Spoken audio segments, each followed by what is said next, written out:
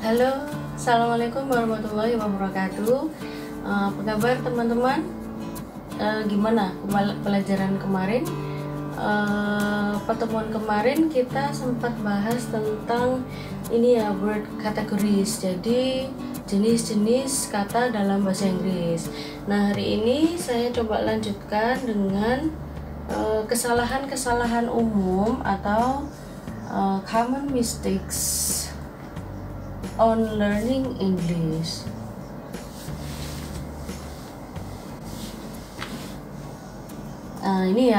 Ini kesalahan-kesalahan pada umumnya yang dilakukan orang-orang yang belajar bahasa Inggris pada umumnya. Sebenarnya cukup banyak juga, tapi kali ini saya coba berbagi dengan kawan-kawan. Kurang lebih ada 7 kesalahan umum yang biasanya kita lakukan, baik itu sadar ataupun enggak ya.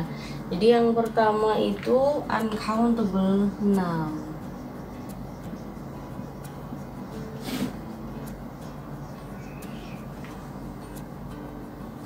Uncountable nouns ini adalah kata benda yang tidak bisa dihitung. Jadi kadang-kadang kita itu secara nggak sadar atau memang belum paham kata-kata benda yang bisa dihitung dan tidak bisa dihitung. Jadi kadang-kadang kita tuh nggak sadar gitu, yang harusnya kita kasih s misalnya belakangnya, kita lupa nggak kasih s gitu, atau kebalikannya. Jadi contohnya misalnya gini, saya coba contohkan kata benda yang bisa dihitung dulu ya. Misalkan book, telepon misalnya. Ini buku, telepon, ini kan bisa dihitung. Kita kadang lupa kalau kita menyebutkan misalnya I have 3 books gitu ya.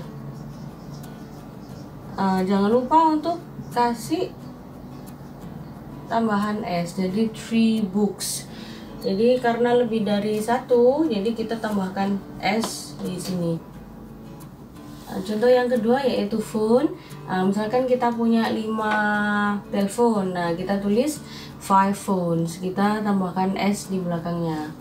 Tambahan sedikit ya, kalau dalam bahasa Inggris, kalau huruf angkanya itu 1, misalkan ini 3, ini 5, kita di sini ndak nulis 3 begini ya, kita ndak nulis 5, tapi kita tulis dengan ini, dengan huruf, jadi bukan 3 atau 5. Kecuali kalau angkanya itu lebih dari 1, misalkan 30 atau 13, nah ini boleh kita tulis dengan angka gitu ya. Jadi kalau kita menuliskan hanya 1 angka, kita tulis dengan huruf, dengan kata-kata. Tapi kalau lebih dari 1 angka, kita tulis dengan angka ini. Berikutnya adalah contoh uncountable noun. Nah, kita kadang-kadang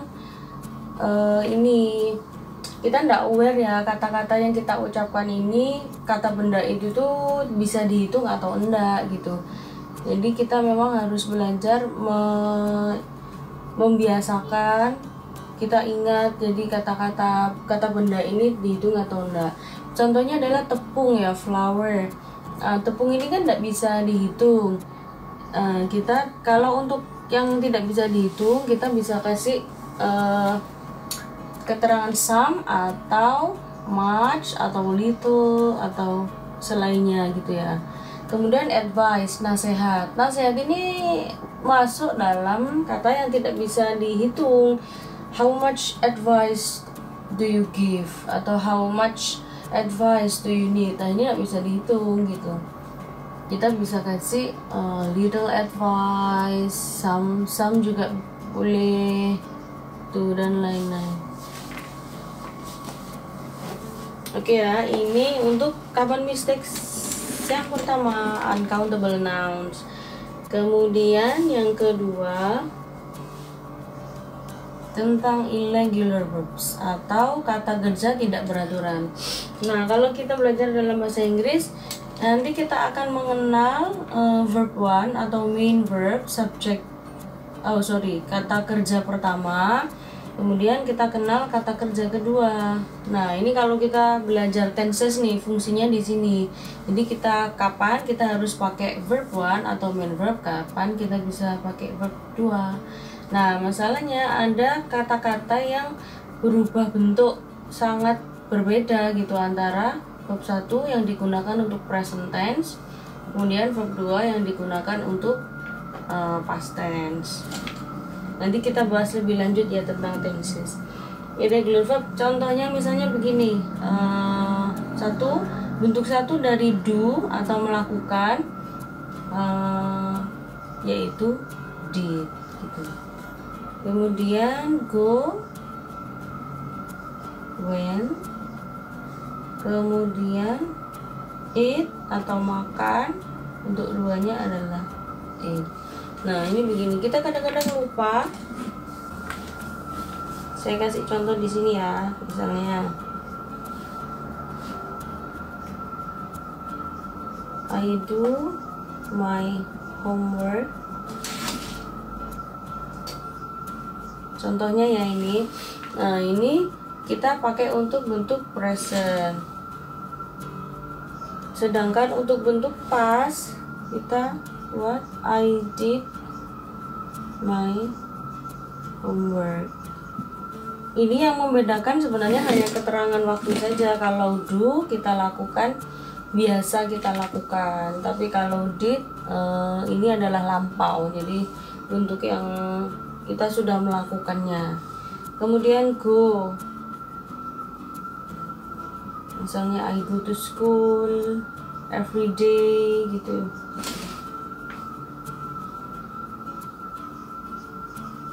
Saya kasih contoh bentuk waktunya ya. Kemudian I went to school yesterday misalnya.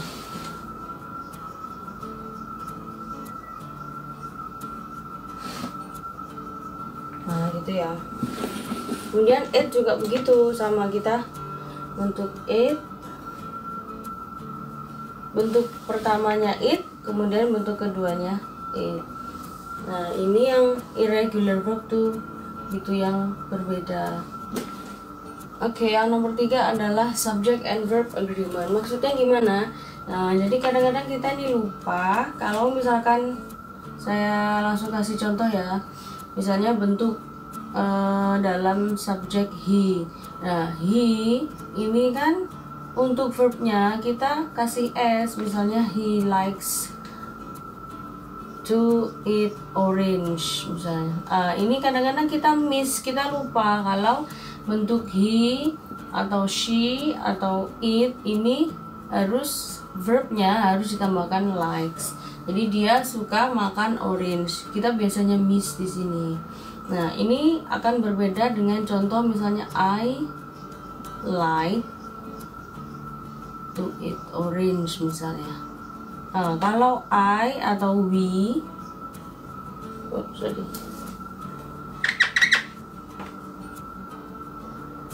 Nah, untuk tambahan s atau es, ini kan subjeknya he atau she atau it.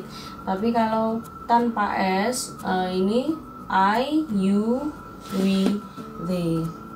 Untuk subjek yang tambahan s, he atau she dan it, and then ini I, you, we, they. Nah, ini subject verb agreement. Itu yang biasanya kita lupa. Kemudian mistakes number 4 itu adalah auxiliary verb.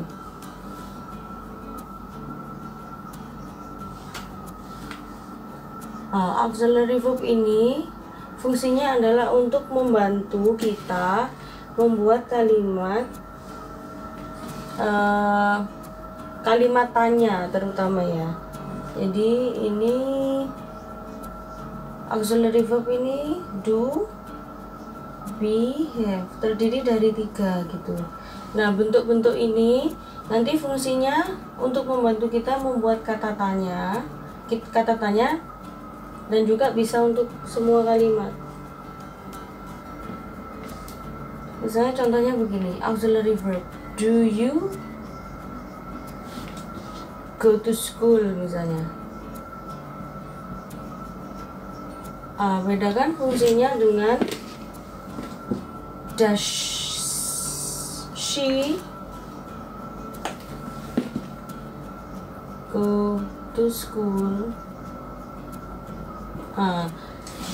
Do dengan does ini fungsinya sama, tetapi dia menjadi berbeda ketika bertemu dengan subjek yang berbeda. Kalau you kita pakai do, I, you, we, they kita pakai do, sedangkan he, she, it kita pakai does. Ini jangan lupa. Kemudian berikutnya adalah be. Be maksudnya di sini adalah to be ya, is, am, are. Ini contohnya dalam bentuk present. Nah, ini nanti kalau dalam bentuk kata tanya, misalnya is he going to school misalnya. Kalau to be ini, kalau dalam kata kerja atau verbal sentence, kalimat yang ada kata kerjanya, dia harus ditambahkan dengan ing. Is he going to school? Begitu. Jadi ini kita harus aware atau kita harus hati-hati kalau kita menggunakan subjeknya he, she, it, kita pakai s. Kalau misalkan to be-nya I, you, we, they, kita pakai to be-nya are gitu. Kemudian yang ketiga adalah have. Kembali lagi ya, kalau have have itu digunakan untuk subjek I, you, we, they. Kalau saya buatkan contoh kalimat positif ya, I have some snacks. Nah, ini subjeknya adalah I di sini ya. Tapi beda lagi kalau subjeknya adalah misalnya ini he, she, it, atau subjek ketiga she has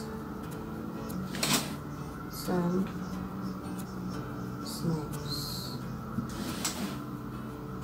Ini maksudnya auxiliary verb. Jadi bentuk-bentuk ini akan berbeda ketika bertemu dengan subjek yang berbeda juga.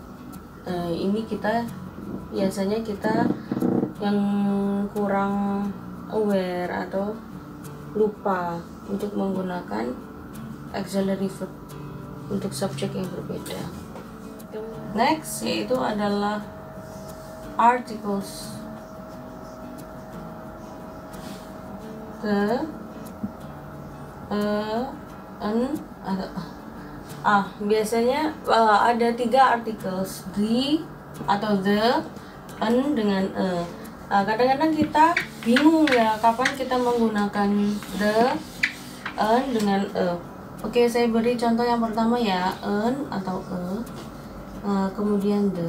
Bedanya apa? Bedanya kalau an dengan ini barangnya atau bendanya ini tidak jelas gitu. Kalau istilahnya ini indefinite, kalau the ini definite. Jadi misalnya begini, kalau ada pertanyaan misalnya gini,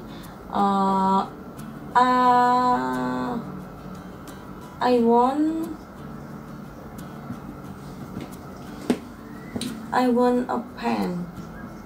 Misalnya kita lagi beli di toko buku gitu ya, I want a pen. Nah, ini kan tidak jelas pen yang mana gitu. Nah, which one? Nah, ini biasanya memunculkan yang mana gitu. Pen yang mana? So which one pen misalnya, which one. Kalau ada definite ini, I want the blue one. Nah seperti ini ya, misalnya contoh. Nah, an atau indefinite ini maksudnya sesuatu yang umum, jadi sangat general, tidak terbatas. Misalnya I want a pen, mau beli atau kita mau pinjam teman. Can I borrow your pen? Misalnya I want a pen, so which one pen? I want the blue one. Nah, ini kan sudah jelas. Ketika ada benda yang kita lihat atau yang kita inginkan, misalnya itu masih umum, belum pasti, belum jelas yang mana, kita pakai atau an. Kemudian the itu sudah pasti atau yang mana bendanya. Oke, berikutnya adalah prepositions. Contohnya in,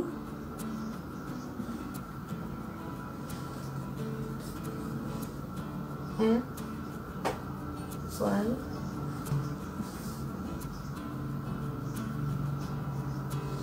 ini yang biasanya juga ini ya, kadang-kadang pelajar itu juga salah memberikan preposition. Kalau preposition itu pada umumnya in waktu ya, in misalnya 2020.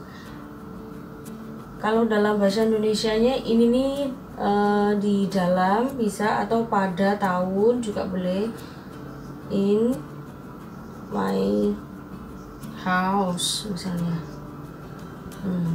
dan lain-lain. Kemudian on itu di atas juga, di atas, misalnya on your book, di atas bukumu. On the table misalnya. On ini adalah tempat, menerangkan tempat atau di atas meja, di atas bukumu, jadi bendanya itu berada di atas. Kemudian at itu sekitar, lingkungan sekitar, misalnya at home, di rumah, atau at school.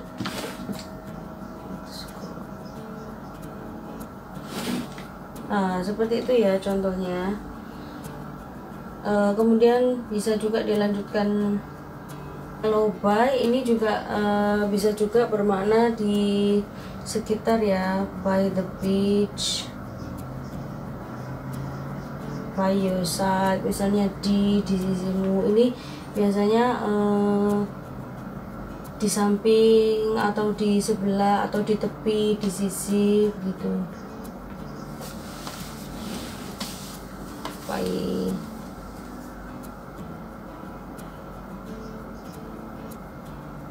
By your side misalnya. Kemudian with itu dengan, with you atau bersama, with you, with us. For itu biasanya untuk, diikuti dengan subjek, misalnya for you, for me.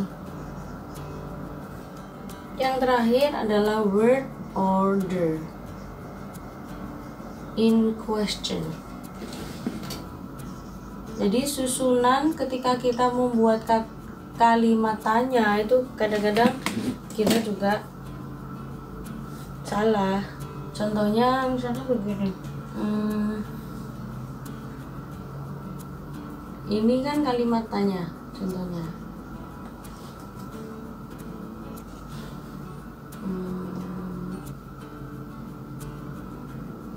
Are you going to school misalnya. Ini maknanya akan berbeda ketika kita mengatakan kalimat ini.